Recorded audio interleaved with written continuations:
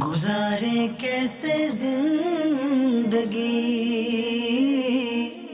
آؤ علماء سے پوچھ لیں، آئے جو مشکل پیش کوئی، آؤ علماء سے پوچھ لیں۔ الحمدللہ رب العالمین والصلاة والسلام على سید المرسلین، اما بعد فاعوذ باللہ من الشیطان الرجیم، بسم اللہ الرحمن الرحیم۔ الصلاة والسلام علیک یا رسول اللہ، الصلاة والسلام علیک یا حبیب اللہ، الصلاة والسلام علیک یا نبی اللہ وعلی آلک واصحابک یا نور اللہ۔ مدنی چینل کے ناظرین، مدنی چینل کا سلسلہ دارالفتہ اہل سنت میں آپ کو مرحبا کہتے ہیں۔ آئیے درود پاک کی اولاً فضیلت سنتے ہیں۔ اللہ عز و جل کے محبوب دانۂ غیوب منزہ عن العیوب صلی اللہ تعالی علیہ وآلہ وسلم کا ارشاد مشکبار ہے، جس نے مجھ پر 100 مرتبہ درود پاک پڑھا، اللہ تعالی اس کی دونوں آنکھوں کے درمیان لکھ دیتا ہے کہ یہ نفاق اور جہنم کی آگ سے آزاد ہے، اور اسے بروز قیامت شہداء کے ساتھ رکھے گا۔ صلو علی الحبیب صلی اللہ تعالی علی محمد صلی اللہ علیہ وآلہ وسلم۔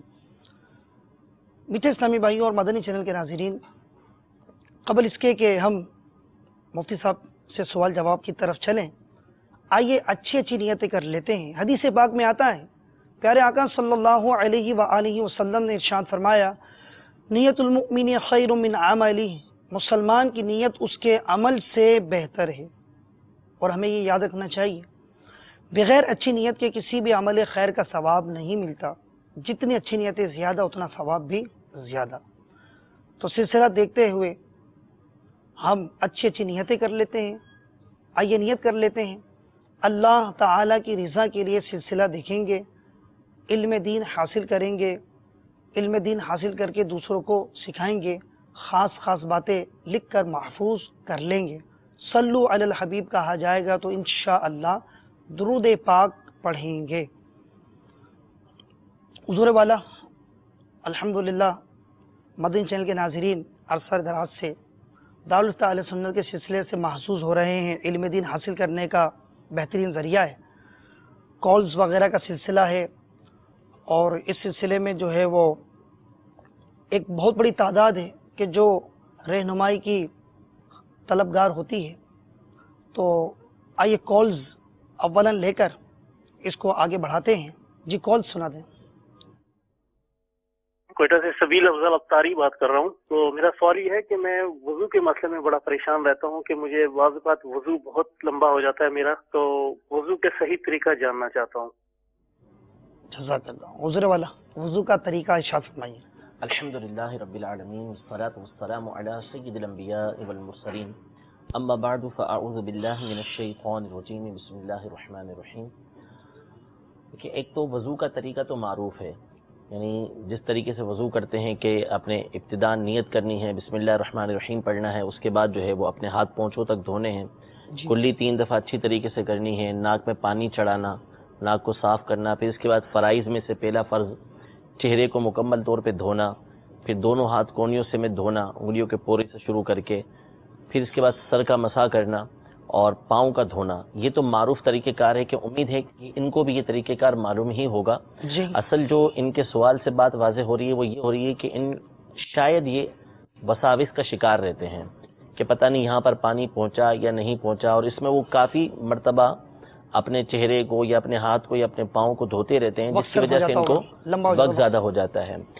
تو دیکھیں دو باتیں ہیں، ایک تو ہے طریقہ کار کو دیکھنا، ایک تو پریکٹیکل کے ذریعے دیکھیں گے، کسی کو کرتے ہوئے دیکھیں گے تو اس سے ان کو اور اس کی وضاحت ہو جائے گی۔ تو اس کا بہترین ذریعہ تو امیر اہل سنت نے الحمدللہ عز و جل پریکٹیکل جو ہے وہ ہمیں دے دیا ہے، تو وہ دعوت اسلامی کی ویب سائٹ پر موجود ہے، وضو کا عملی طریقہ، وہ آپ ڈاؤن لوڈ کر کے اس میں دیکھ لیں کہ کس طریقے سے امیر اہل سنت جو وضو کر کے بتا رہے ہیں، تو اس کو آپ فالو کریں گے انشاءاللہ تبارک و تعالیٰ آپ کو طریقہ کار معلوم ہو جائے گا۔ دوسری بات ہے وساوس، یعنی آپ کے دل کے اندر آتا ہے کہ آپ نے پورے چہرے پر پانی ڈالا اور یہاں پانی نہیں پہنچا، وہاں پانی نہیں پہنچا، تو دیکھیں اس کا جو علاج ہے وہ ہیں تو بہت سارے علاج اس کے وسوسوں کے، کسی بھی معاملے کے اندر وسوسے ہوں، چاہے طہارت کے حوالے سے ہوں، چاہے نماز کے حوالے سے ہوں، ایمان کے حوالے سے ہوں، یا کسی بھی معاملات کے حوالے سے ہوں، وسوسوں کے علاج بہت سارے امیر علیہ سنت نے بھی لکھے ہیں اپنی کتاب وسوسے اور ان کے علاج کے اندر، اور دیگر بزرگوں نے بھی لکھے ہیں، لیکن بنیادی تمام نے ایک ہی بات لکھی ہے کہ وسوسے کا جو علاج ہے وہ بندے کے اپنے ہاتھ میں ہوتا ہے. سبحان اللہ. اپنی ول پاور اس کی ہوگی تو اس کے ذریعے سے وہ بآسانی اس کا علاج کر سکتا ہے. یعنی وہ اپنا ذہن اگر بنا لے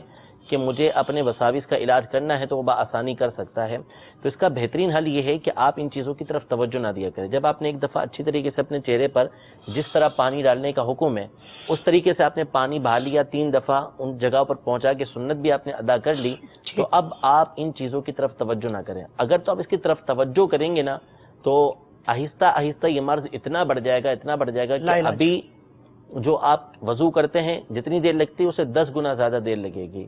مشہور واقعہ اعلیٰ حضرت امام اہل سنت نے فتاوی حدیثیہ کے حوالے سے فتاوی رضویہ کے اندر لکھا ہے، اور وسوسے اور اس کے علاج کے اندر بھی یہ موجود ہے کہ مصر کے اندر 2 شخص جو ہے وہ غسل کرنے کے لیے غسل فرض ہوا تو دونوں وسوسوں کے شکار تھے. دریائے نیل پہ پہنچے کہ جا کے وہاں غسل کریں، تو ایک کنارے پہ کھڑا رہا اور اس نے کہا کہ تم دیکھو کہ میں غسل کرتا ہوں، ساری جگہ پانی پہنچا ہی نہیں پہنچا. تو وہ بیچارہ پانی میں اترا. اب وہ ایک اس کو بولے کہ شاید یہ والی جگہ رہ گئی ہے، یہ والی جگہ رہ گئی ہے، یہ والی جگہ رہ گئی، کبھی یہ والی جگہ رہ گئی، تو شاید یہ جگہ رہ گئی ہے. تو اس چکر میں آدھا دن اس کا نکل گیا، اس کا غسل ہی پورا نہیں ہوا. پھر دوسرا گیا تو یوں اس کو شام ہو گئی، وہ بتاتا کہ تمہارا یہ رہ گیا، یہ رہ گیا. تو یہ واقعہ حافظ ابن حجر حتمی رحمۃ اللہ تعالی علیہ نے فتاوی حدیثیہ کے اندر لکھا ہے. تو بتانے کا مقصد یہ ہے کہ جو وسوسے ہوتے ہیں ان کے علاج میں اگر بندہ ان چکروں میں پڑے گا نا کہ میں اس کا جواب تلاش کروں یا میں وسوسے کے پیچھے چلوں، تو اس کو شیطان کی پیروی کہا گیا ہے. اس کے پیچھے نہیں چلنا، بلکہ جب آپ نے ایک چیز ادا کر لی ہے تو اب آپ اس کی طرف توجہ نہ دیں. جب آپ نے وضو کر لیا، آپ نے پانی بہا لیا، تو اب آپ اس کی طرف توجہ نہ دیں. توجہ دیں گے تو کبھی آپ نے پہلے جب پانی بہایا تھا آپ کو وسوسہ آئے گا کہ شاید یہاں پانی نہیں بہا، تو آپ نے یہاں پانی بہا، تھوڑی دیر بعد آپ کو وسوسہ آئے گا کہ شاید یہاں بھی پانی نہیں گیا. اب یہاں ڈالیں گے تو اتنے میں خیال آئے گا کہ یار یہاں کا کوئی حصہ رہ گیا تھا. تو اس لیے ان چیزوں کی طرف توجہ نہ دیں. جو طریقہ کار بیان کیا گیا اس کے مطابق آپ نے وضو کر لیا، اب اللہ تبارک و تعالیٰ کی بارگاہ کے اندر آپ حاضر ہو جائیں. تو اس طریقے سے آپ بآسانی وضو کر سکیں گے. تو دونوں چیزیں دیکھ لیں، طریقہ کار بھی امیر علیہ سنت نے جو بیان کیا وہ بھی دیکھ لیں، اور دوسری بات جو میں نے بیان کی ہے کہ وساوس کی طرف توجہ نہ دیں، تو انشاءاللہ تبارک و تعالیٰ بہت جلد وضو کر لیا کریں. اور آپ نے جو رسالے کا ذکر کیا وسوسے اور ان کا علاج، تو یہ بھی بہت مفید رہے گا. بہت مفید ہے، یعنی ہر ایک کے لیے مفید ہے، کیونکہ عمومی طور پہ جو وسوسے ہوتے ہیں یہ اکثر و بیشتر لوگوں کو آتے ہی رہتے ہیں. ان کو طہارت کے لیے آ رہے ہیں، کسی کو نماز کے اندر آتے ہیں، کسی کو طلاق کے مسائل کے اندر آتے ہیں، تو کسی کو جو ہے وہ ایمانیات کے حوالے سے آتے ہیں.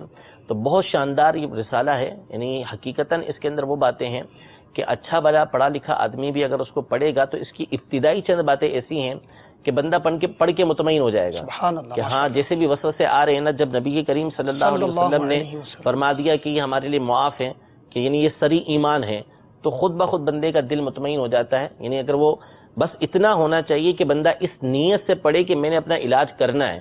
اصل بعض لوگ ایسے ہوتے ہیں، میں نے دیکھا ہے ان کی طبیعت ایسی ہوتی ہے کہ وہ پتہ نہیں شاید ان کو وسوسوں میں مزہ آتا ہے کیا آتا ہے، تو وہ اگر ان چیزوں کی طرف جاتے بھی نا تو اپنا مائنڈ سیٹ یہ کر چکے ہوتے ہیں کہ میں لا علاج مریض ہوں.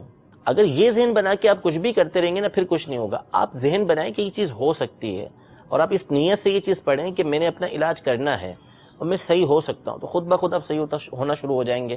لیکن اکثریت پڑھتی بھی ہے سنتی بھی ہے نا، تو ان کا بس وہ ایک ذہن بنا ہوا ہوتا ہے کہ نہیں میرے ساتھ اس طرح کا نہیں اس طرح کا معاملہ ہے، تو پھر وہ کچھ نہیں ہوتا. تو آپ اس ذہن سے پڑھیں، بار بار پڑھیں.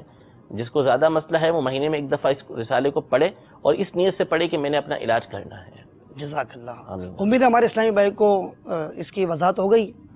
اور میٹھے اسلامی بھائیوں، واقعی ہمیں وسوسوں کی طرف توجہ نہیں دینی چاہیے کہ اس کی طرف توجہ دینے سے مزید وساوس میں بندہ پھنستا ہی چلا جاتا ہے. تو مفتی صاحب نے بڑی پیاری بات ارشاد فرمائی کہ اس کی طرف توجہ نہ دینا اس کا یہ علاج ہے. اللہ تعالیٰ کی بارگاہ میں دعائیں بھی کرتے رہنا چاہیے. آئیے کالز لے لیتے ہیں. میں عامر شہزاد اتاری نیو کاسل سے انگلینڈ سے بات کر رہا ہوں. میرا مفتی صاحب سے سوال ہے کہ میں جس جگہ پہ جاب کرتا ہوں ریسٹورینٹ پہ، وہاں پہ ہمارا اونر جو ہے وہ ہم لوگوں پہ تھوڑی سختی کرتا ہے کہ وہ نماز پڑھنے کی اجازت نہیں دیتا ہے. مطلب کہ ہم لوگ مغرب کی نماز، عصر کی نماز جو ہے، عشاء کی نماز جو ہے ہم لوگ ٹائم پہ نہیں پڑھ سکتے. تو ہمیں اس حساب سے کیا کرنا چاہیے کہ ہمیں وہ کام کے حساب سے اجازت نہیں دیتا ہے؟ تو اس حوالے سے آپ بتا دیں کہ ہم وہ قضا نماز گھر میں آ کے پڑھیں کہ ہمیں وہیں ریسٹورینٹ میں نماز پڑھنی چاہیے. مزید میں محمد ریحان اتاری اٹلی کے شہر واتو سے بول رہا ہوں. مفتی صاحب، کیا جوتے پہن کر نعت پڑھنا جائز ہے؟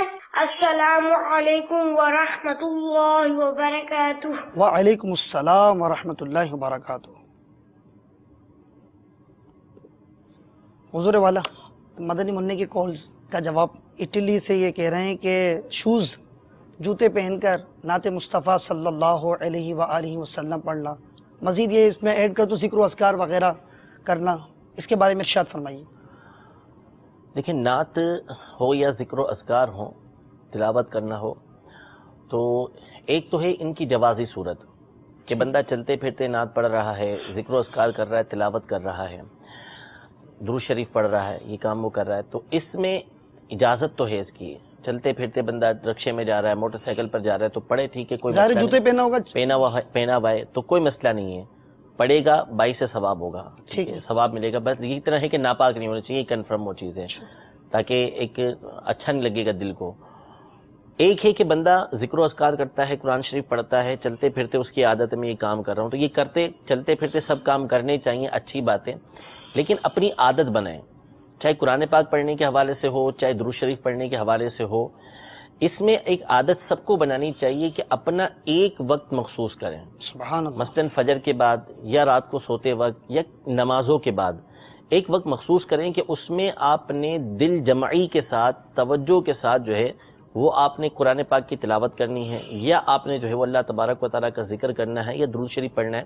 بھلے مختصر ہو، وہ آپ وقت مقرر کر لیں کہ 5 منٹ، 10 منٹ، 15 منٹ میں نے جو ہے نماز پڑھنے کے بعد یا رات کو سونے سے پہلے لازمی جو ہے یہ میں نے کام کر لینے ہیں. اور اس میں آپ مکمل توجہ کے ساتھ، دل جمعی کے ساتھ، باوضو ہو کر قبلہ رو بیٹھ کر یہ کام کریں تو اس کے فوائد الگ ہیں، جدا گانا ہے، اس کا فائدہ آپ کو حاصل ہوگا. یہ عادت بنانی چاہیے، چاہے وہ تلاوت کے حوالے سے ہو، چاہے وہ ذکر و اذکار کے حوالے سے ہو، چاہے وہ درود پاک کے حوالے سے ہو. باقی اس کے علاوہ جیسے کام کاج کر رہے ہیں، اپنے آفس میں گئے ہوئے ہیں، وہاں پہ آپ کو ٹائم ملتا ہے کہ آپ فارغ بیٹھے ہیں، اس وقت آپ تسبیح پڑھنا شروع کر دیں، قرآن پاک کی تلاوت کرنا شروع کر دیں. یعنی جب کہ وہ وہاں پہ ایسا ہو کہ اس کی اجازت ہو آپ کو شرعی طور پر، تو یہ کر لینے میں حرج نہیں ہے. تو جوتے پہن کے اگر کسی نے نعت پڑھی تو پڑھ سکتا ہے، حرج نہیں ہے، اس کو گناہ نہیں ملے گا. لیکن ادب کا تقاضا یہ ہے کہ ایک تو ہے کہ بس چلتے پھرتے آپ نے نعت پڑھ لی، لیکن ایک ہے کہ جب آپ باقاعدہ نعت پڑھنے کے لیے کہیں بیٹھے ہیں یا پڑھنا چاہ رہے ہیں تو اہتمام کریں اور اس میں پھر جوتے آپ اتاریں. تو چلتے پھرتے جو پڑھ رہا ہے، رکشے میں جا رہا ہے، موٹر سائیکل پہ جا رہا ہے، اس وقت بھلے اس نے پہنے ہوئے ہوں، لیکن جب وہ کہیں پہ پڑھنے کے لیے کھڑا ہو، کہیں موجود ہو، تو اس وقت جو تقاضا ہے وہ اپنے جوتوں کو اتار لے. ورنہ اگر اب جوتے پہنے گا تو پھر لوگ تان کریں گے کہ یار اس کا کوئی مجبوری تو ہے نہیں، تو ہم اس نے جوتے پہنے ہوئے نعت پڑھتے ہوئے، تو اس وقت پھر نہیں پہننے چاہیے. عامر شہزاد بھائی UK سے انہوں نے سوال کیا تھا کہ ریسٹورینٹ میں کام کرتے ہیں ہم، اور وہاں کا جو مالک ہے، آنر ہے، وہ ہمیں نماز پڑھنے کے لیے ٹائمنگ نہیں دیتا، مغرب ہے، عصر ہے، عشاء ہے، تو ان نمازوں کو کیا ہم ایک ساتھ ملا کر پڑھ سکتے ہیں؟ گناہ گار ہوں گے یا نہیں ہوں گے؟ مزید میں ایڈ کرتا ہوں کہ ایسی جاب کرنا کیسا؟ ہاں، پہلی بات یہی ہے کہ ایسی جاب کرنا کیسا، یعنی اگر کسی جگہ پہ جاب کرتے ہیں اور وہاں نماز تو بہت بڑی بات ہے، اگر وہاں قریب اہل سنت کی مسجد ہے کہ جس کی وجہ سے آپ کے اوپر جو ہے وہ جماعت واجب ہوتی ہے، تو اگر وہ جماعت سے روکتا ہے تو پھر ایسی جاب کرنا کیسا؟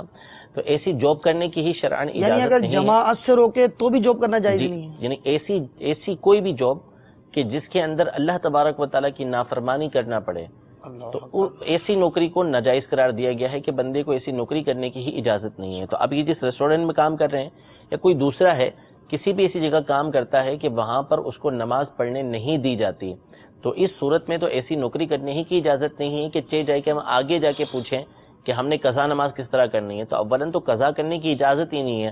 اگر وہ اجازت نہیں دیتا تو ایسی نوکری کرنے ہی کی اجازت نہیں ہے. آپ وہ نوکری چھوڑیں کوئی اور نوکری تلاش کریں. اللہ تبارک و تعالیٰ نے رزق کا وعدہ کیا ہے, وَمَا مِن دَابَّةٍ فِي الْأَرْضِ إِلَّا عَلَى اللَّهِ رِزْقُهَا, کہ زمین پر جو بھی جاندار ہے ہر ایک کا رزق جو ہے وہ اللہ تبارک و تعالیٰ کے ذمے ہے. تو ایسا آپ توکل کریں اللہ تبارک و تعالیٰ پر کہ جب آپ اس کی نافرمانی کریں گے, یعنی آپ نماز چھوڑیں گے, تو اس وقت وہ اللہ تبارک و تعالیٰ آپ کو رزق دے گا. تو اس کی فرما برداری کریں گے تو کیوں رزق نہیں دے گا؟ بالکل دے گا. آپ اللہ تبارک و تعالیٰ کی فرما برداری کریں, نماز پڑھیں, اور اگر وہاں پہ مسجد قریب موجود ہے اہل سنت کی تو اس صورت میں آپ با جماعت نماز ادا کریں اور رزق دوسرا تلاش کریں. اللہ تبارک و تعالیٰ آپ کے لیے آسان رزق کھول دے گا. اور اگر اس اسنا کے اندر اس دوران جو ہے وہ آپ کو مصائب پہنچتے ہیں, پریشانیاں پہنچتی ہیں, تو یہ مفید ہیں. کل بروز قیامت جب ان کے فائدے دیکھیں گے تو تمنا کریں گے کہ کاش اس سے بھی زیادہ مصیبتیں اور پریشانیاں ہمیں پہنچتی تاکہ اس کے اجر و ثواب اور اس کی نعمتیں ہمیں زیادہ ملتی. تو لہذا یہ اس بات کی اجازت نہیں ہے کہ آپ ایسے ریسٹورینٹ کے اندر کام کریں کہ جہاں پر آپ کو نماز جو ہے وہ پڑھنے سے روکا جائے. حضور یہ اس میں یہ بات ارشاد فرمائیں کہ کیا یہ پاسبل نہیں ہے کہ یہ اپنا کچھ وقت نکال کے, چونکہ جس ملک کی یہ بات کر رہے ہیں, جس جگہ کی بات کر رہے ہیں, مساجد عموماً بتایا جاتا ہے کہ دور دور ہوتی ہے, تو یہ ممکن ہے کہ یہ کچھ وقت نکال کے جو ہے نا سائڈ میں پاک صاف جگہ دیکھ کر فرائض واجبات اپنے سنتوں کو ادا کر لیں؟ کیا یہ اسی پر منحصر ہے کہ انہیں اسپیشل وقت دیا جائے کہ باہر جائیں اور پڑھیں؟ دیکھیں یہ تو ان کی اپنی حالت پر ڈیپینڈ کرتا ہے نا. یعنی اگر مالک کہتا ہے کہ بھئی یہاں بھی نہیں پڑھنی ہی نہیں ہے, کام میں ہی لگے رہو, تو ظاہر سی بات ہے کہ وہ سائڈ میں کیسے پڑھے گا. اور ایک ہے کہ وقت مل جاتا ہے اور وہ نماز اس میں پڑھ لیتا ہے تو اس میں ٹھیک ہے پڑھ سکتا ہے, فرائض ادا کرے, سنت موقع ادا کرے, واجبات ادا کرے, تو وہ سائڈ میں کسی بھی اچھی جگہ پر دیکھ کے, صاف ستھری جگہ کو دیکھ کے وہاں پہ ادا کر سکتا ہے. جزاک اللہ. ہمارے اسلامی بھائی عامر شہزاد بھائی, آپ نے مفتی صاحب سے وضاحت سماعت فرمائی, تو ضرور کوشش فرمائیں نماز جو ہے قضا نہ ہو, نماز جو ہے وقت میں ادا کی جائے. اللہ تبارک و تعالیٰ آپ کو اس کا اجر عطا فرمائے گا, اور مصیبتوں پر صبر کریں گے تو انشاءاللہ اس کا بہت زیادہ اجر آپ کو حاصل ہوگا. کالز دے دیجیے. میرا تاریخ ہند خواجہ دانائی کابینہ سے عرض کر رہا ہوں. مفتی صاحب سے میرا سوال ہے کہ ہمارے یہاں کچھ اسلامی بہنیں جب نیا سونا خریدتی ہیں تو اس پر اس طرح فاتحہ دیتی ہے کہ ایک تھال میں سونا رکھا جاتا ہے اور دوسرے تھال میں بھنے ہوئے چنے رکھے جاتے ہیں, اور اس پر فاتحہ دی جاتی ہے, اور پھر بعد میں یہ فاتحہ کی نیاز تقسیم کی جاتی ہے. تو کیا اس طرح ان کا کرنا جائز ہے؟ برائے کرم جواب ارشاد فرمائیے. میرے اور میرے اہل خانہ کی مغفرت کے لیے بھی دعا فرما دیجیے. اگلی کال.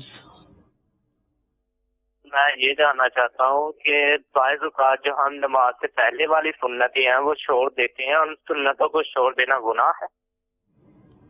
جی, اور کال دے دیں. میں یہ پوچھنا تھا کہ اگر فرض نماز میں چوتھی رکعت میں اتحیات کے بعد اگر امام صاحب کھڑے ہو جائیں اور پیچھے اگر کوئی لقمہ دے دے تو امام صاحب پھر بھی نہ بیٹھے, اگر پانچویں رکعت مکمل کر لیں تو پھر سجدہ صاحب کریں تو کیا جائز ہے یا نہیں؟ اور یہ کہ اگر کوئی عالم صاحب سے ملنے کا طریقہ کیسے ہے, اگر ان کے پاؤں کو چھونا یا ہاتھ لگانا جائز ہے یا نہیں؟ جزاک اللہ. اسی کو پہلے لے لیتے ہیں کہ یہ دو جز ہو گئے اس سوال کی, کہ اولا تو ایک آدھا اخیرہ کر لیا ہے اور وہ بھولے سے کھڑے ہو گئے, اب مل رہا ہے پیچھے سے لقمہ, تو اس صورت میں ارشاد فرمائیں. اس صورت میں لقمہ دینے کی شرعاً اجازت نہیں ہے, اور اگر اس کا لقمہ لے لیا اس نے تو نماز ٹوٹ جائے گی, اور امام کی نماز ٹوٹی تو سب کی نماز ٹوٹ جائے گی. جس نے لقمہ دیا اس کی نماز بھی گئی. یعنی جب قاعدہ اخیرہ کر لیا اس کے بعد وہ کھڑے ہوئے, اگر تو کیے بغیر کھڑے ہو جاتے تو پھر اس بات کی اجازت دی علماء نے کہ دے دیتے. اب امام یہی کہ اس کو یاد آیا ہے تو وہ اگر اس نے سجدہ نہیں کیا بھی اس میں تو وہ لوٹ سکتا ہے, لیکن اگر جیسا کہ یہ بتا رہے ہیں کہ پانچویں رکعت اس نے پڑھ لی امام نے, اب اس کے بعد سجدہ صاحب کر رہا ہے تو وہ سجدہ صاحب سے تلافی نہیں ہوگی, نماز دوبارہ ادا کرنا ہوگی. دوسرا ان کے سوال کا جو حصہ تھا وہ یہ تھا کہ عالم صاحب سے ملاقات کریں, ان کے آداب, ان کی بارگاہ میں حاضری کے آداب کیا ہیں, ان کے پاؤں چومنا, ہاتھ چومنا, دست بوسی, تو اس بارے میں ارشاد فرمائے کہ کیا احتیاط کی جائے. یعنی عالم کی جب بارگاہ میں حاضر ہوں, واقعی جو عالم اہل سنت ہے اس کی بارگاہ میں آپ حاضر ہو رہے ہیں تو اولاً تو اچھی نیت کے ساتھ جائیں کہ عالم کے چہرے کی زیارت کرنا بھی عبادت ہے. سبحان اللہ. تو اس نیت سے جائیں کہ میں اس کے چہرے کی دیدار کروں گا تو اس سے مجھے عبادت کا ثواب ملے گا. پھر اس کے بعد نیت کریں کہ میں اس سے جا کے کچھ حاصل کروں گا, یعنی وہ جو باتیں بتائیں گے اس کو حاصل کروں گا. وہ معمول بھی یعنی ایسیوں کی جس پر عمل کیا جا سکتا ہے تو اس پر میں عمل بھی کروں گا.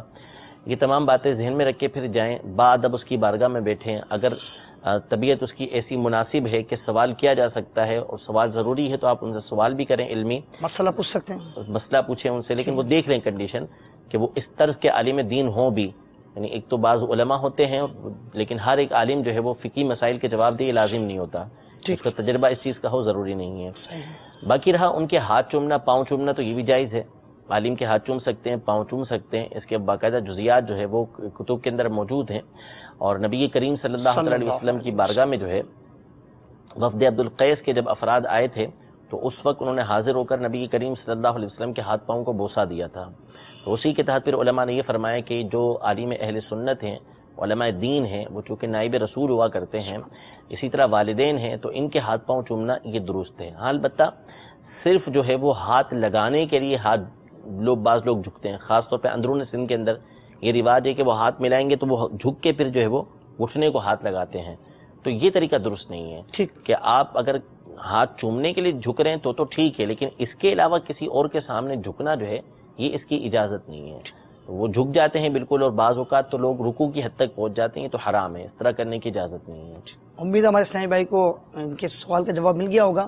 حضور والا یہ ایک سوال کالز میں پوچھا گیا کہ سنت قبلیہ کا چھوڑنا کیا ہے؟ سنت قبلیہ دو طرح کی ہوتی ہیں، ایک عصر اور عشاء سے پہلے کی سنت قبلیہ ہیں، وہ سنت غیر مؤکدہ ہیں، اور ایک سنت قبلیہ جو ہیں وہ ظہر اور فجر کی ہیں، تو یہ سنت مؤکدہ ہیں۔ جو سنت مؤکدہ ہیں ان کو چھوڑنا تو گناہ ہے، ان کو چھوڑیں گے تو گناہگار ہوں گے، ان کی تو اجازت نہیں ہے۔ صحیح۔ اور جو سنت غیر مؤکدہ ہیں ان کو بھی چھوڑنے کی عادت نہیں بنانی چاہیے، کیونکہ ان کے فضائل جو ہے وہ احادیث طیبہ کے اندر آئے ہیں کہ کل بروز قیامت اس کے فضائل ملیں گے، تو اس لیے ان کو چھوڑنے کی عادت نہ بنائیں۔ نبی کے کریم صلی اللہ علیہ وسلم کے طریقہ کار سے یہ ثابت ہے، تو آپ صلی اللہ تعالیٰ علیہ وسلم کے طریقہ کار پر عمل کریں گے، باعث ثواب ہوگا، ثواب ملے گا۔ تو اس لیے سنت غیر مؤکدہ کو چھوڑنا اگرچہ گناہ نہیں ہے، لیکن اس کو چھوڑنے کی عادت بنانا یہ برا ہے، اچھی بات نہیں ہے کہ بندہ اس کو چھوڑنے کی عادت بنا لے۔ ہاں کبھی کوئی عذر ہے، کوئی مجبوری ہے، تو اس حالت میں اگر چھوڑ دیتا ہے تو جائز ہے، گناہ نہیں ملے گا، غیر مؤکدہ، لیکن چھوڑنے کی عادت بنانا یہ درست نہیں ہے۔ اچھا حضور، یہ ایک تو قصدن اور ایک یہ کہ وقت نہیں ملا، یا آتے آتے تاخیر اتنی ہو گئی کہ اب جو ہے نا وہ جماعت کا آغاز ہو چکا ہے، جماعت شروع ہو چکی، تو فجر کی جماعت شروع ہو چکی، اس کا بھی ارشاد فرمائیں، اور ظہر کی جماعت بھی شروع ہو گئی چونکہ اس سے پہلے بھی سنتیں ہوتی ہیں، اس کا بھی ارشاد فرمائیں، کیا کریں، بعد میں پڑھیں نہیں پڑھیں؟ فجر کی جو سنتیں ہیں اس کے حوالے سے تو کئی مرتبہ ہم سلسلے میں بیان کر چکے ہیں کہ بندہ کوئی آیا ہے فجر میں، اس نے دیکھا جماعت کھڑی ہو چکی ہے، تو اگر تو اس کو اس بات کی امید ہے کہ میں امام کے ساتھ آخری قعدے کے اندر بھی جا کے مل جاؤں گا، التحیات کے اندر مل جاؤں گا، تو اس کے لیے حکم یہ ہے کہ وہ دور کھڑا ہو کر مسجد کے دوسرے حصے کے اندر یا دور ہو کر جو ہے وہ سنتیں ادا کرے۔ دور سے کیا مراد ہے؟ دور یعنی صفوں کے پاس نہ رہے، کسی اور حصے کے اندر ستون کے پیچھے کسی اور جگہ جا کے وہ پڑھے، اور پھر اس کے بعد جو ہے وہ شامل ہو جائے جماعت کے اندر۔ اور اگر اس کو اس بات کا اندیشہ ہے کہ اگر میں نے سنتیں پڑھنا شروع کی تو میری فجر کی جماعت ہی نکل جائے گی، تو اس صورت میں حکم یہ ہے کہ وہ جماعت کے اندر شامل ہو جائے، اور پھر اس کے بعد جب سورج طلوع ہو تو اس کے 20 منٹ کے بعد جب اشراق کا وقت شروع ہو جاتا ہے تو اس وقت وہ دو سنتیں جو چھوٹ گئی ہیں فجر کی وہ ادا کر لیں۔ اچھا ظہر کا یہ ہے کہ اگر جماعت شروع ہو چکی ہے تو جماعت کے اندر شامل ہو جائے، پھر اس کے بعد جو صحیح طریقہ کار ہے، یعنی جس کو افضل طریقہ کار قرار دیا گیا ہے، وہ یہ ہے کہ پہلے 2 سنتیں بعد والی ادا کرے فرض کے بعد، پھر اس کے بعد 4 سنتیں وہ ادا کرے۔ جزاک اللہ۔ حضور یہ کالز میں سوال کہ سونا جو ہے وہ خریدنے کے بعد جو ہے وہ اس کو تھال میں رکھ کر دوسری طرف بھنے ہوئے چنے رکھ کر تو فاتحہ کا سلسلہ ہوتا ہے، اس کو بانٹا جاتا ہے، اس بارے میں ارشاد فرمائیں کہ یہ کیسا ہے؟ ہاں بالکل نئے طریقے کار ہے، وہ چنے کی جگہ اگر سونا بانٹ دیا تو مسئلہ ہو جائے گا، تو بہرحال یہ مسئلہ تو نہیں ہے اس کے اندر کوئی۔ جی اب یہ کس نیت سے کرتے ہیں اب یہ دیکھنا ہوگا کہ اگر اس میں کوئی اچھی نیت ہے تو فبیہا، ہو سکتا ہے کہ خاص اس میں نیت یہ ہو کہ اس طرح کریں گے تو ہمارا سونا محفوظ رہے گا، تو محفوظ رکھنے کے لیے بھی کر سکتے ہیں کہ سونا محفوظ رہے، بچا کے رکھنا ہو تو ٹھیک ہے، لیکن بہرحال جو سونے پر زکوٰۃ وغیرہ کے احکام ہیں وہ ادا کرنا ضروری ہے، یعنی اس کی بھی نیت کریں کہ چنے کی وجہ سے اگر میرا سونا محفوظ رہا تو جو زکوٰۃ کے احکام مجھ پر لاگو ہوتے ہیں سونے کی وجہ سے، تو پھر میں سونے کی زکوٰۃ بھی ادا کروں گی۔ حضور اس طرح ہوتا ہے نا کہ جیسے کوئی گاڑی لیتے ہیں تو یہ نیاز فاتحہ وغیرہ کا، شیرنی کا، کھانے کا اہتمام کرتے ہیں، کوئی گھر ہوتا ہے، فلیٹ لیا تو اس طرح ہوتا ہے، بعض تو یہ کہ گاڑی لی تو مزار کی حاضری کے لیے جاتے ہیں تاکہ یہ اللہ تعالیٰ کی بارگاہ سے نعمت ملی ہے، شکر کے لیے، یہ جو طریقے کار ہے یہ بھی ٹھیک ہے، کوئی مسئلہ نہیں ہے. اسی طرح یہ سونے والا مسئلہ بھی کوئی حرج نہیں ہے، لیکن یہ سامنے رکھ کر فاتحہ پڑھنا یہ نئی چیز ہے بہرحال. تو اب وہ سونے کے اوپر فاتحہ ویسے پڑھی نہیں جاتی عام طور پر، تو یہ چنے کے اوپر فاتحہ پڑھ کے بانٹ دیں تو کوئی مسئلہ نہیں ہے. لیکن اگر سونا سامنے رکھا ہوا بھی ہے تو پڑھنے میں کوئی مسئلہ نہیں ہے، لیکن توجہ ہٹتی رہے گی. جب فاتحہ پڑھیں گے تو نیا سونا ہوگا، بار بار اس کی طرف توجہ جاتی رہے گی. جی بالکل، تو اس لیے سامنے رکھنے کی ضرورت نہیں ہے، اس لیے جو ہے وہ آپ صرف چنے سامنے رکھ کے فاتحہ پڑھ کے اس کو بانٹ دیں. اور جو میں نے عرض کیا ہے کہ اچھی نیت کے ساتھ اس کو رکھیں گے تو انشاءاللہ اس میں ثواب بھی ملے گا. امید مدنی چینل کے ناظرین محظوظ ہو رہے ہوں گے، اور علم دین حاصل ہونے کا مدنی چینل بہترین ذریعہ ہے الحمدللہ. پیچھے اسلامی بھائیوں، مدنی چینل کے ناظرین، آپ ضرور اپنے پاس جو ہے ڈائری قلم رکھا کریں، نوٹ کیا کریں، سوال بھی مختصر نوٹ کر لیا کریں، جواب بھی لکھا کریں. آپ کو پریکٹیکل لائف میں بھی بہت زیادہ انشاءاللہ فائدہ ہوگا. آئیے مزید کالز لے لیتے ہیں. میرا مفتی صاحب سے سوال ہے، یہ جو آنکھوں کے اوپر بال ہیں جن کو پلکے کہتے ہیں، یہ مرد کا کاٹنا کیسے ہے؟ اس کو مرد کو کاٹنا جائز ہے یا نہیں جائز؟ مرد کا یہ آئی برو بنوانا، بال جو آنکھوں سے اوپر ہیں یہ کٹوانا، اس کی صورتیں کیا ہوں گی؟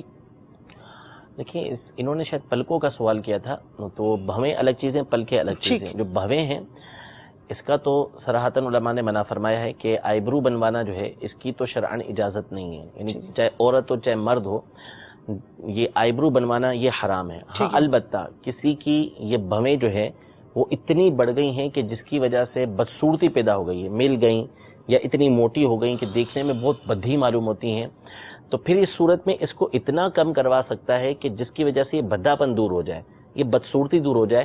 خوبصورت اس کو نہیں بنانے کے کہ اس کے لیے باریک وہ کر رہا ہے تو اس کی اجازت نہیں ہے. زینت کی نیت نہ ہوگی، صرف اتنا ہوگا کہ یہ جو بھویں میری بڑھ گئی ہیں میں ان کو اتنا دور کرنا چاہ رہا ہوں کہ اس سے میری بدصورتی جو ہے وہ دور ہو جائے، تو اتنا ٹھیک ہے. لیکن اس کو خوبصورت بنانے کے لیے اس طرح کرنا اس کی شرعاً اجازت نہیں ہے، چاہے مرد ہو چاہے عورت ہو، چاہے عورت کو اس کا شوہر بولتا ہو، اس کی پھر بھی اجازت نہیں ہوگی. جہاں تک رہا پلکوں کا معاملہ، تو اب یہ معلوم نہیں کہ پلکیں بھی اس طرح کاٹی جاتی ہیں. عمومی طور پر تو پلکوں کو بڑھانے کی کوشش کی جاتی ہے کہ پلکیں بڑھ جائیں، تو اس طرح کاٹنا اس کی ظاہراً سمجھ یہ آتا ہے کہ اجازت ہوگی نہیں. والا عادتاً اتنی پلکوں کے بال بڑے ہوتے بھی نہیں ہیں، اور عام طور پہ ہوں تو پھر وہ تکلیف کا سبب ہوگا. اگر کسی کا ایک آدھا بال ایسا بڑھ گیا تو واقعی اگر وہ تکلیف کا سبب ہے کہ آنکھوں کے اندر چلا جاتا ہے، چبھتا ہے، تو وہ اس کو دور کر سکتا ہے. باقی اس کے علاوہ جو بظاہر ابھی مجھے سمجھ آتا ہے وہ یہ ہے کہ پلکیں کاٹنے کی بھی شرعاً اجازت یہ نہیں ہوگی. ٹھیک ہے، جزاک اللہ. مزید کال دے دیجیے. میں یو کے سے عرض کر رہا ہوں. میرا سوال یہ ہے کہ میں اگر ادھر جو کریم وغیرہ ملتی ہیں ان کے پیچھے ان کی ڈیٹیل وغیرہ لکھی ہوتی ہے تو اس میں الکوہل وغیرہ بھی ہے، تو کیا وہ کریم چہرے وغیرہ یا ہاتھ پاؤں وغیرہ پہ استعمال کر سکتے ہیں کہ یا نہیں؟ تو دوسرا سوال میرا یہ ہے کہ جیسے یو کے میں یہ اب پاکستان میں بھی WC اور باتھ وغیرہ سنک وغیرہ اکٹھا ہی لگا ہوتا ہے ایک ہی باتھ روم میں، تو ادھر کیا وضو کرتے ہیں ہم یا دعائیں وغیرہ پڑھ سکتے ہیں، مسواک وغیرہ کر سکتے ہیں یا نہیں کر سکتے؟ جزاکم اللہ خیرا. مزید کال دے دیں. میرا نام فہیم ہاشمی ہے. میں نے پوچھنا تھا کہ یہ جو دربار پہ جاتے ہیں سجدہ ریز ہوتے ہیں یا کسی مینار وغیرہ کو چومتے ہیں، یہ جائز ہے یا نہیں؟ جزاک اللہ. جی آپ کے سوال کا جواب لیتے ہیں. حضور یو کے میں ہے کریم وغیرہ، فیس کریم وغیرہ جو ہے یا مطلب جو بھی ہے یا لوشن وغیرہ جو بھی ہو، اس میں الکوہل کی آمیزش ہوتی ہے، ملا ہوتا ہے، تو اس کا جسم پر، چہرے پر، ہاتھ پاؤں پر لگانا، اس بارے میں ارشاد فرمائیے جائز ہے یا نہیں؟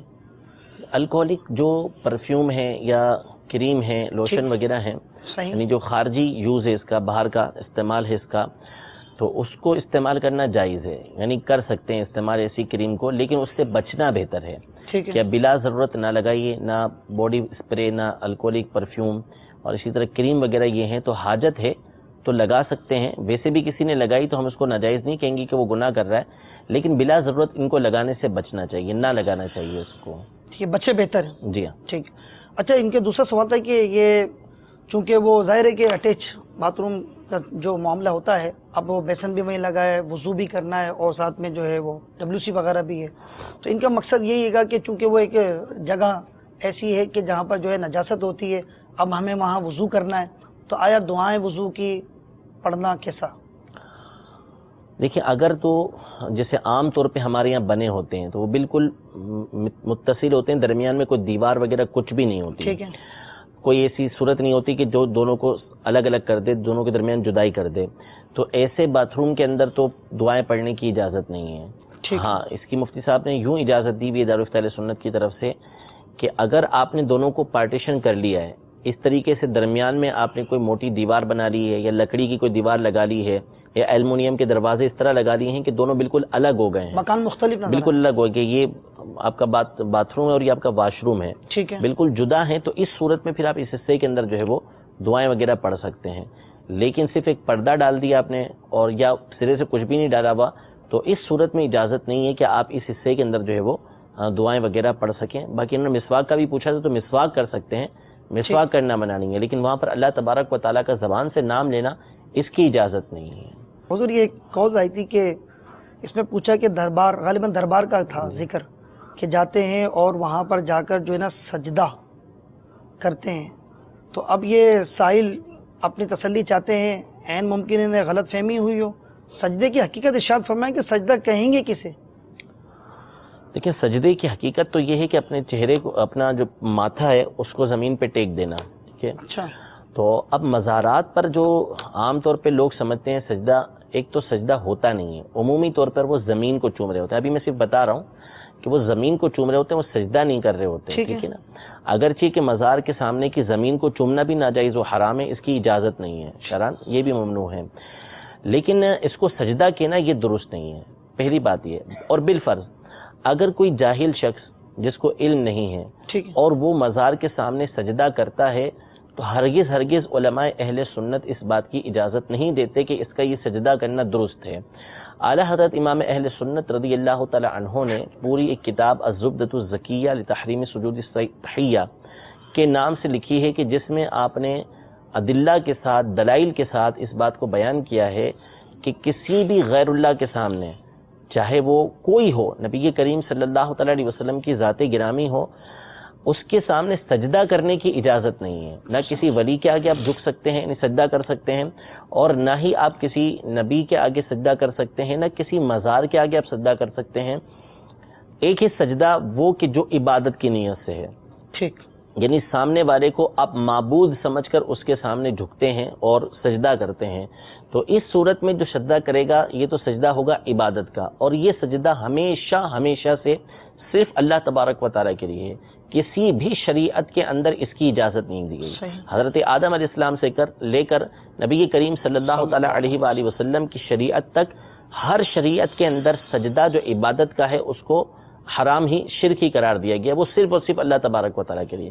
اور دوسرا سجدہ ہوتا ہے کہ جس میں بندہ سامنے والے کے سامنے جھک گیا اور اس نے باقاعدہ جو ہے وہ پیشانی زمین پر لگا دی، اور اس میں اس سامنے والے کو معبود نہیں سمجھ رہا، صرف اس کی تعظیم کے لیے جھکا ہے، تو ایسا سجدہ پچھلی شریعتوں کے اندر تو حلال تھا، یعنی حضرت آدم علیہ السلام کو فرشتوں نے سجدہ کیا، حضرت یوسف علیہ السلام کو ان کے بھائیوں نے، والد اور والدہ نے سجدہ کیا، وہ سجدہ تعظیم کا تھا، یہ پچھلی شریعتوں کے اندر حلال تھا کہ یہ کر سکتے تھے، لیکن نبی کریم صلی اللہ تعالیٰ علیہ وآلہ وسلم نے اس شریعت کے اندر، جو اپنی شریعت ہے نبی کریم صلی اللہ علیہ وسلم کی، اس میں اس سجدے کو بھی حرام قرار دیا، یعنی ہماری شریعت کے اندر کوئی کسی کے آگے تعظیم کی نیت سے بھی سجدہ نہیں کر سکتا۔ یہ ہے اہل سنت کا موقف، علماء اہل سنت نے اس بات کی وضاحت کی ہے، حتیٰ کہ جو محتاط علماء ہیں ان کے نزدیک تو قبر کو چومنا بھی نہیں چاہیے، اس لیے کہ جو آداب ہیں کسی مزار کے سامنے کھڑے ہونے کے، وہ یہ ہیں کہ آپ 4 ہاتھ کے فاصلے پہ کھڑے ہوں، کم از کم 2 گز کے فاصلے پر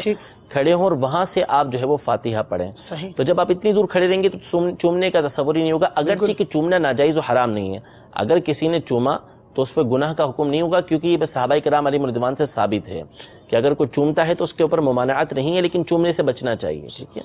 تو اب یہ اگر کسی کو انہوں نے دیکھ لیا ہے کہ مزار کے پر وہ سجدہ کر رہا ہے، واقعی وہ جھکا ہوا ہے، تو اولاً تو آپ کو یہ بدگمانی کرنے کی اجازت نہیں ہے کہ یہ سامنے والے کو معبود سمجھ کے سجدہ کر رہا ہو۔ کوئی جاہل سے جاہل شخص بھی یہ نیت نہیں کرتا ہوگا کہ میں سامنے والے کو معبود سمجھ کے سجدہ کر رہا ہوں، کیونکہ اگر وہ معبود سمجھ کے اپنا خدا سمجھ کے سجدہ کرے گا تو وہ تو دائرہ اسلام سے خارج ہو جائے گا۔ ایسا شخص اگر جھک بھی رہا ہے تو وہ تعظیم کے لیے سجدہ کر رہا ہوگا، ایسا اس کا سجدہ کرنا یہ حرام ہے۔ تو اگر آپ اس کو سمجھا سکتے ہیں تو محبت کے ساتھ اس کو سمجھائیے کہ ایسا نہ کرو۔ علماء اہل سنت نے، ہمارے امام نے اس بات سے منع فرمایا ہے۔ جزاک اللہ، ماشاءاللہ تفصیل کے ساتھ آپ نے جواب ارشاد فرمایا۔ مدنی چینل کے ناظرین توجہ فرمائیں کہ مفتی صاحب کی گفتگو سے ہمیں بہت کچھ سیکھنے کو ملا کہ بدگمانی یہ تو حرام ہے، گناہ ہے۔ اولا سامنے والا جو فعل کر رہا ہے ہم اسے انتہائی درجہ نہ دیں، عین ممکن ہے کہ جو وہ کام کر رہا ہے اس کی کیا نیت ہے، تو ہم اس پر حکم شرعی نہیں لگا سکتے۔ اور دوسری بات یہ ہے کہ ایسے لوگوں کو سمجھایا جائے، آپ سمجھدار ہیں، آپ کو پتہ ہے کہ یہ برائی ہے، تو پیار محبت کے ساتھ سمجھایا جائے۔ یہاں پر ایک غلط فہمی یہ بھی ہوتی ہے کہ ایک کے فعل کو لے کر وہ پورا کا پورا جو ہے نا وہ یعنی یوں سمجھ لیں کہ مسلمانوں پر اس کو چسپا کر دیا جاتا ہے کہ مسلمان کرتے ایسا ہے۔ اس بارے میں ازالہ فرمائیں کی نا کہ اصل چیز جو بیان کی وہ علماء اہل سنت نے بیان کی۔ اب مسلمان اگر کوئی غلط کام کرتا ہے، کسی غیر مسلم کے ساتھ چیٹنگ کرتا ہے، اس کو دھوکہ دہی دیتا ہے، تو اس کو اسلام کا فعل نہیں کہا جائے گا۔ اس کو یہ نہیں کہا جائے گا کہ اسلام کی تعلیم یہ ہے، وہ اس مسلمان کا اپنا فعل ہے۔ اسلام نے غیر مسلم کو دھوکہ دینے سے منع کیا ہے، غیر مسلم پر ظلم کرنے سے منع کیا ہے۔ اگر کوئی مسلمان اس طریقے سے کر رہا ہے تو وہ اس کا پرسنل فعل ہے، اس کا اپنا ذاتی کام ہے، آپ اس کو اسلام کی تعلیمات نہیں کہہ سکتے۔ تو اسی طرح اہل سنت کے اندر سے اگر کوئی اس طرح کا کام بالفرض کرتا بھی ہے، بالفرض اولا تو ہے نہیں ایسا، یہ غلط فہمیاں ہیں، کہیں جاہل اجہل لوگ اس طرح کر ڈالتے ہیں تو وہ ایک الگ معاملہ ہے۔